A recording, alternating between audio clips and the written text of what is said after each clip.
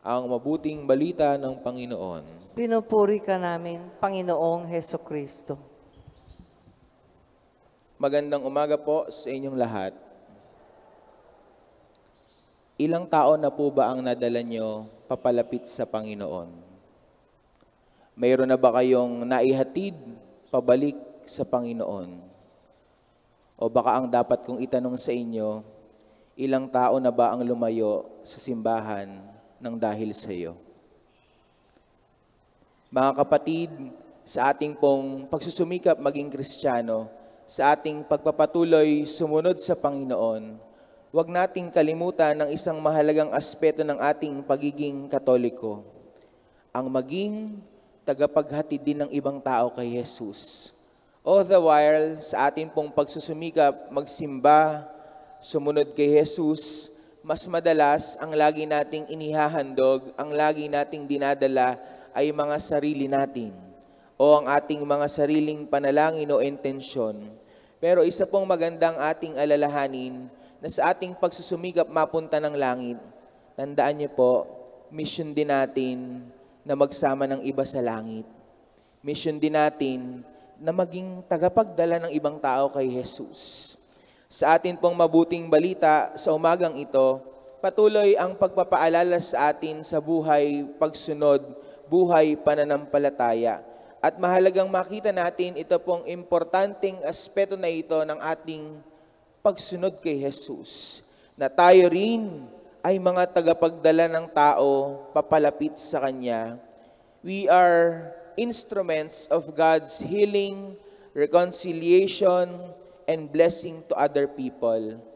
It is good to note in our gospel today, sa pagpapagaling po ng lalaking bingi, sa pagpapagaling ng lalaking pipi, maganda pong makita natin na ang kanyang kagalingan primarily nangyari dahil sa kapangyarihan at kagustuhan ng Diyos. Pero makikita natin sa mabuting balita at magandang pansinin natin yung aspeto na kaya siya nakapunta kay Jesus, kaya siya nakalapit kay Jesus, may mga taong nagmagandang loob, may mga taong naging tulay para mapunta itong bingi at pipi sa harapan ni Jesus. Mga taong nakiusap na manhik para ipatong ang kamay ni Jesus sa taong ito. Mga kapatid, hindi po pinangalanan sa mabuting balita kung sino ang mga taong ito, sapagkat ang mga taong ito ay tayong lahat na bawat binyagan. Hindi nyo lang po responsibilidad ang sarili nyo mapunta ng langit. Tandaan ninyo, tayo'y mga tulay ng iba din papunta ng langit. Sa umagang ito, ipinagdiriwang po natin, marami sa inyo nakapula, Valentine's Day. Pero ang liturhiya ay inaalala natin si San Methodio at si San Cirilo, si Saints Cyril and Methodius. Sino po ba itong magkapatid na ito?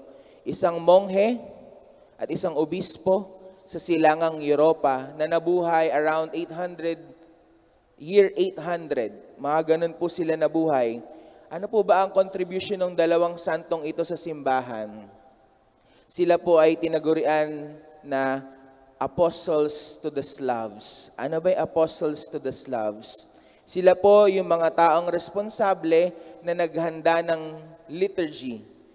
Sapagkat tayo po, di ba, ang ating liturgy, ginagamit ng mga salita, teksto ay Tagalog na. Pero nung unang panahon po, syempre, ang ating lengguwahe naman ay hindi naman Tagalog.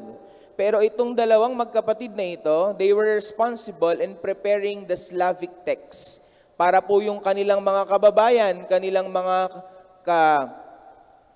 nandun sa kanilang lugar, maintindihan ang mabuting balita. In short, sila po ang mga tagapagsalin mula sa orihinal na lengguwahe ng mabuting balita papunta sa lengguwahe ng mga Slavs. Kaya ito pong mahalaga ang aspeto ng dalawang santong ito sapagkat sila'y naging tulay, naging paraan ng Diyos para mas maintindihan, para mas malapit ang kanilang mga kasama sa mabuting balita. At ito po ang hamon sa atin, nakagaya ni San Cirilo at San Metodio, maging tulay din tayo para mailapit ang ibang tao. Kasi baka mamaya, imbis na maging tulay, nagiging pader kayo na harang ng ibang tao para makalapit sa Panginoon. Or worse, nagiging bato kayong katitisuran ng ibang tao para mas mapalapit sa Diyos.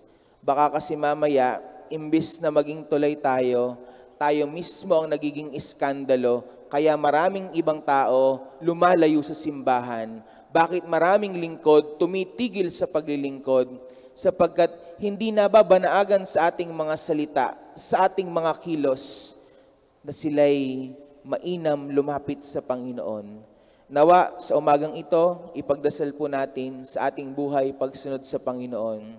Sa kagustuhan niyo mapunta ng langit, sana gustuhin niyo din na ibang tao mapunta ng langit. At mangyayari yon kapag naging tulay kayo ng kagalingan, pag-asa at biyaya ng Diyos para sa ibang tao. San Cirilo at San Metodio, ipanalangin ninyo kami. Amen.